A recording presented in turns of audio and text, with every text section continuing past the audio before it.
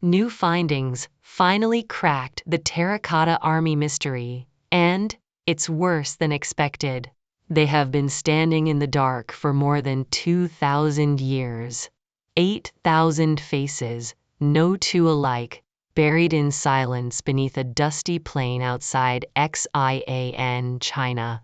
For 50 years the world has treated them as a solved mystery, a dead emperor's honor guard, a monument to vanity and craftsmanship. But a discovery pulled from the ground in the last 2 years has quietly reopened a question archaeologists thought they had already answered.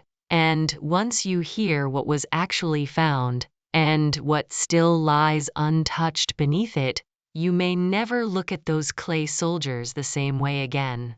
In March of 1974, in the middle of a brutal drought, a group of farmers near the village of Lintong were digging for water. Instead of water, their shovels struck fired clay. They kept digging, and what came up first was strange enough. Fragments of pottery, a bronze arrowhead green with age. But then came a head, a life-sized clay head with a calm, open-eyed expression, staring up at them from the bottom of a well shaft that had no business holding anything but soil. Word reached local officials, and what followed became one of the largest archaeological discoveries of the 20th century. Not one figure, not a dozen, but an entire buried army, arranged in battle order beneath the earth, waiting in a silence that had lasted since before the Roman Empire existed. Over the following decades, 3 major pits were uncovered. More than 8,000 soldiers, over 100 wooden chariots, hundreds of horses, and thousands of real bronze weapons, not decorative props, but actual swords, spearheads, and crossbow triggers, many of them still sharp after 2,000 years underground. Every soldier's face is different, not mass-produced from a single mold, but individually finished, so that no 2 warriors in the entire army share the same expression. All of it was built for one man, Qin Shi Huang, the first emperor of a unified China, who ordered the army buried alongside his tomb, so that, as tradition held, he would have soldiers to serve and protect him in the next life. That has been the accepted story for half a century, and in most respects it still is. But archaeology is a slow business, and the site has never stopped giving up new pieces of the puzzle. The most significant of these arrived quietly, without much fanfare outside academic circles, when excavators working in Pit 2 uncovered something that had never been found there before. A senior military commander, one of only a handful of such high-ranking figures ever recovered from the entire site. His armor is more elaborate than anything around him, decorated with patterns and ribbon knots that mark rank. His posture is distinct too, hands clasped in front of his body, in a manner unlike the ordinary infantry standing nearby. Archaeologists overseeing the excavation described him as almost certainly the highest-ranking officer of his unit, based purely on where he was positioned in the formation. On the surface, this sounds like exactly the kind of find you would expect from a site like this, another piece filling in the picture of an already known army.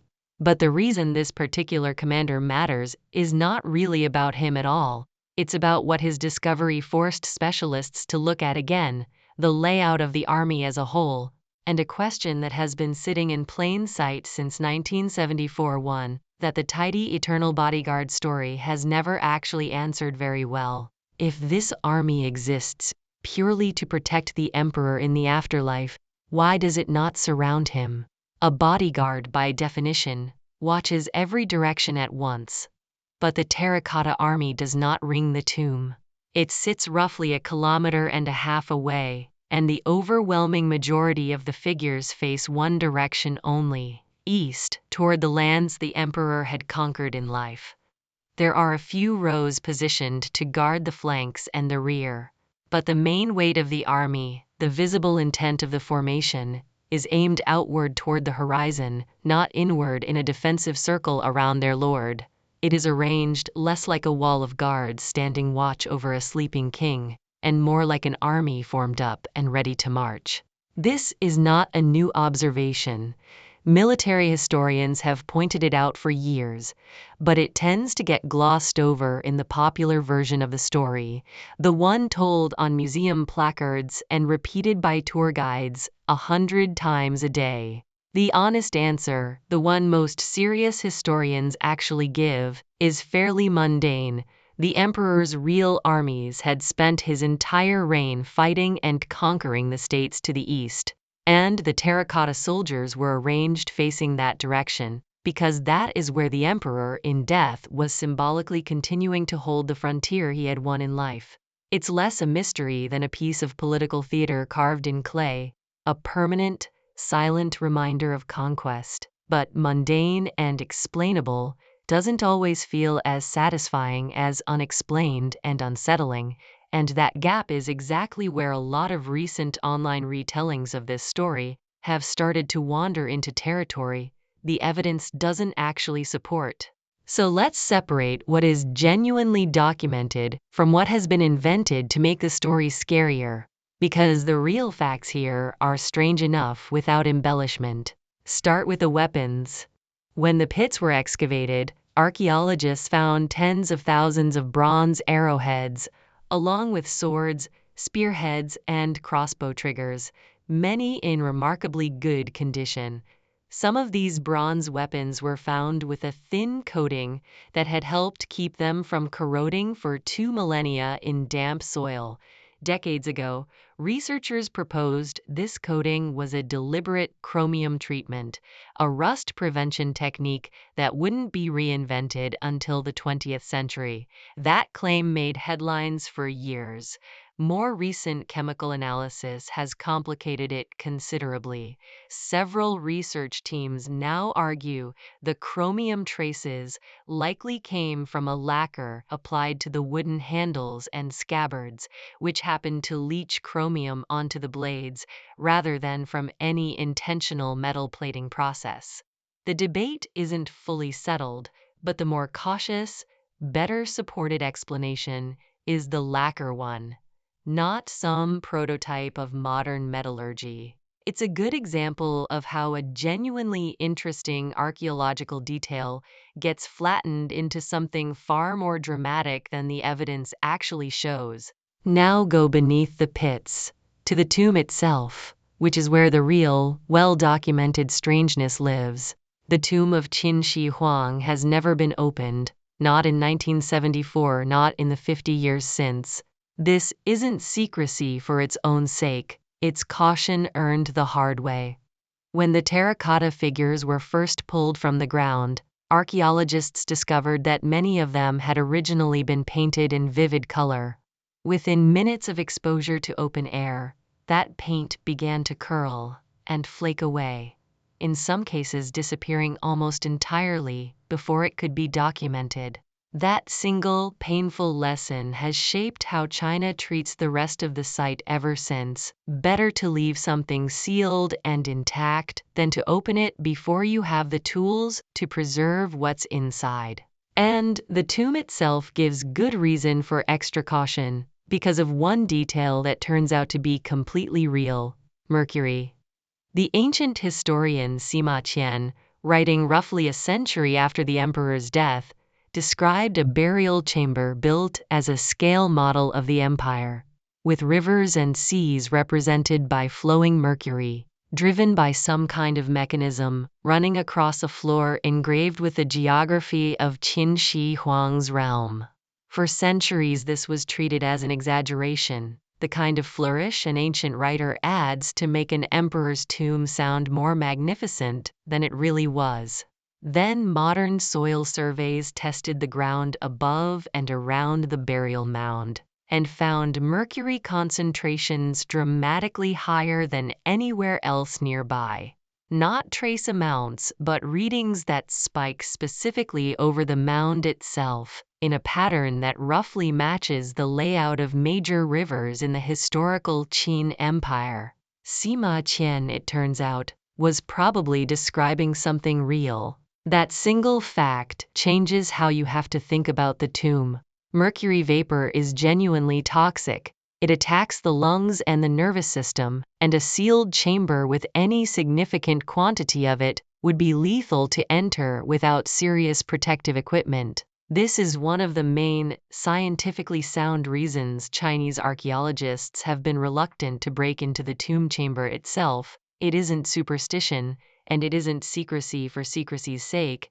It's that nobody wants to be the team that opens a lethal, irreplaceable historical site with the wrong tools and destroys or contaminates it in the process. Sima Qian also described automatic crossbow mechanisms rigged inside the tomb to fire on intruders, a booby-trapped burial chamber essentially, built to defend the emperor's remains against grave robbers. Whether that part of the account is literal engineering or historical embellishment is genuinely unresolved. No one has verified it because no one has opened the chamber to check. It's a real, documented claim from a real ancient source, sitting in the same unopened tomb as the Mercury that turned out to be true. That combination, one confirmed claim and one unconfirmed but plausible claim, both from the same ancient text, both still sealed away, is what makes this site so compelling to write about. And it's also exactly the kind of gap that gets filled with speculation dressed up as revelation. And that's really the honest version of worse than expected. It isn't that archaeologists discovered a hidden prehistoric chamber beneath the tomb holding something ancient and unnamed. And it isn't that the army was secretly built facing the wrong way to hold something down rather than to honor a conqueror. Those are dramatic ideas, but they aren't supported by the actual excavation records, the actual radar surveys, or the actual statements of the archaeologists working the site. What is genuinely unsettling, if you sit with it honestly, is smaller and stranger than that. A single, physically obsessive man spent decades and the labor of hundreds of thousands of people building an underground replica of his own empire, filled it with an army of individually sculpted portraits of soldiers who would never fight again, poured actual liquid poison into the floor of his tomb to preserve or defend it, and then sealed himself inside it. And after 2,000 years and every advance in modern archaeology, we still haven't opened the door to see what's actually there. Because here is the part that rarely gets said plainly enough. Everything we think we know about the inside of that tomb, the mercury rivers, the crossbow traps, the palaces and towers Sima Qian describes, the bronze coffin, the treasures gathered from across the empire, all of it comes from surveys of the surrounding soil and from a single historical account written 100 years after the emperor died by a court historian who almost certainly never saw the tomb's interior himself. The chamber described in that account has never been directly observed by anyone alive today. Ground-penetrating radar and other remote sensing surveys have mapped out the general dimensions and layout of the burial complex without disturbing it. And those readings are consistent with a large, intact, sealed structure. But consistent with a written account is not the same thing as confirmed. There is a real, unresolved gap between what ancient texts claim and what has actually been verified. And that gap is the genuine mystery here, not a fabricated one. So why was the commander figure such a big deal, if the facing the wrong direction to contain something theory isn't actually supported by the evidence? Because his discovery is a reminder of how much of this site is still unexcavated. Only a fraction of the estimated 8,000 figures have actually been pulled from the ground and studied in detail. Entire sections of Pit 1 and Pit 2 remain untouched, buried under soil that has protected them for over 2,000 years, precisely because Chinese archaeologists have chosen patience over speed, learning from the mistakes of 1974 rather than repeating them. Every new figure that surfaces, including this commander, is a small, real signal that this site still has more to tell us, not through hidden ancient chambers or secret containment systems, but simply because most of it has never been dug up in the first place. That is, in its own way, the more unsettling truth. Not a conspiracy sealed under an army of clay, but an honest admission that after 50 years of study, we have still only scratched the surface, quite literally, of the largest funerary complex ever built by a single human being. The tomb chamber sits exactly where it has always sat, 1.5 kilometers west of the silent ranks of soldiers, filled with whatever mercury and mechanisms Sima Qian described, untouched by any living hand, since it was sealed in 210 BCE. Every year, new ground-penetrating surveys are proposed. Most are turned down, not because of some hidden agenda, but because the tools required to open a chamber like that without destroying it may still not exist.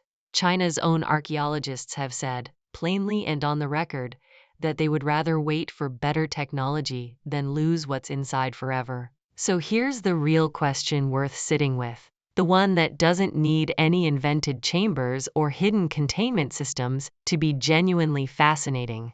An emperor terrified of his own mortality built an entire underground world in miniature, an army, a court, a landscape of rivers running in liquid metal, and sealed it so completely that 2,000 years of curiosity, technology, and ambition still haven't been enough to open it. What do you think is actually down there once you strip away the exaggeration and stick to what the evidence really shows? And if the decision were yours, knowing that opening it could destroy things we can never get back, would you finally give the order to go in? Or would you do exactly what every generation before you has done, and leave the seal exactly as the first emperor left it? Let me know what you think in the comments, and if you want more real archaeology broken down without the exaggeration, subscribe, because sooner or later, someone is going to have to make that call.